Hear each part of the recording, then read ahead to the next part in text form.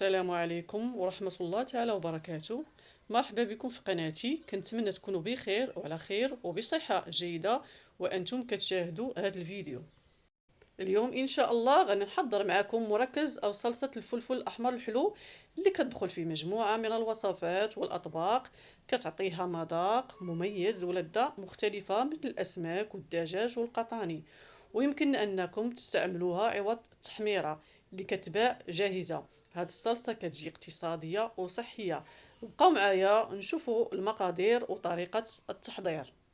غادي نحتاجو الفلفل الأحمر، هذا وقته متوفر وكيتباع بثمن مناسب، لذا نغتنموا الفرصة وناخدو كمية اللي كثيرة ونحضروا بها هاد الصلصة ونحتفظوا بها في المجمد. غادي نقطعوا مدة اللي هي طويلة لها الراس والزريعة وهذاك العرق اللي كيكون بيض، ونقطعوها قطع كبيره وصغيره على حسب الرغبه اللي بغيتو. نضربوها قطع متوسطه. طنجره ديال الضغط كيبقى على حسب الكميه اللي عندكم. غادي نستمر بنفس الطريقه حتى نكمل الفلفله كامله اللي عندي.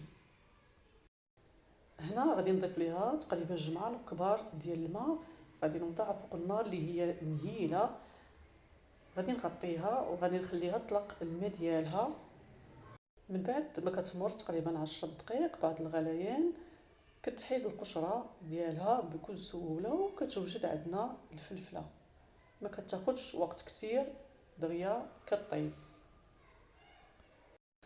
هنا خليتها حتى بردات مزيان. غادي ناخذ الخلاط الكهربائي وغادي نوضع فيه الفلفله او الميكسور على حساب باش نتوما كطحنوا. غادي نطحنوها مزيان بشكل جيد حتى كتطحن، باش ملي كنصفيوها كنحيدو من هذيك الزوائد بحال القشور والزريعه اللي كتبقى فيها. كنوضعها في صفايه وكنبقى نضغط عليها بمعلقه او اي اداه عندكم حتى كتصفى ليا مزيان. كيتحيدوا دوك الزوائد اللي كاينين ديال القشره ولا بقات شويه ديال الزريعه حتى هي كتصفى. كما كتلاحظوا هاد الزوائد كامله كلها كتصفى وكنحيدها.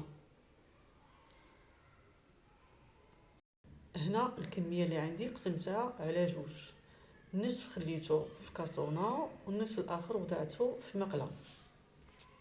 كيف ما كتعرفوا بحال هاد الصلصه كتبدا كدير فقاعات وكتبدا كطاير، من الاحسن نديروها كميه اللي قليله.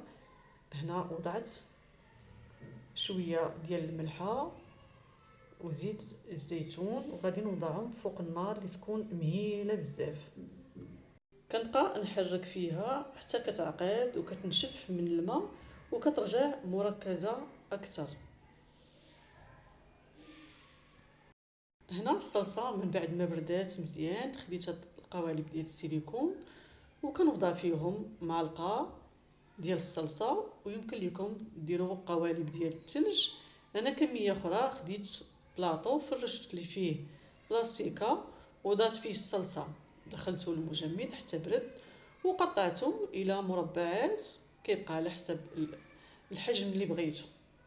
هنا من بعد ما نعمرها كامله غنوضعها في المجمد حتى كتجمد وغادي نزولها. غنوضعها في علبه او بلاستيكه. من بعد غادي نستمر بنفس الطريقه حتى نكمل الصلصه كامله اللي عندي. وهذه هي الكميه اللي حضرت معاكم. الصلصه كتجي اكثر من رائعه، كتعطي الاطباق مذاق مميز. هنا كنزولهم من القوالب بطريقه سهله. هاد المربعات ديال الصلصه وضعت بلاطو وضعت فيه بلاستيكه وضعت الصلصه من الفوق ودخلتهم المجمد حتى جمدوا وقطعتهم على هاد الشكل.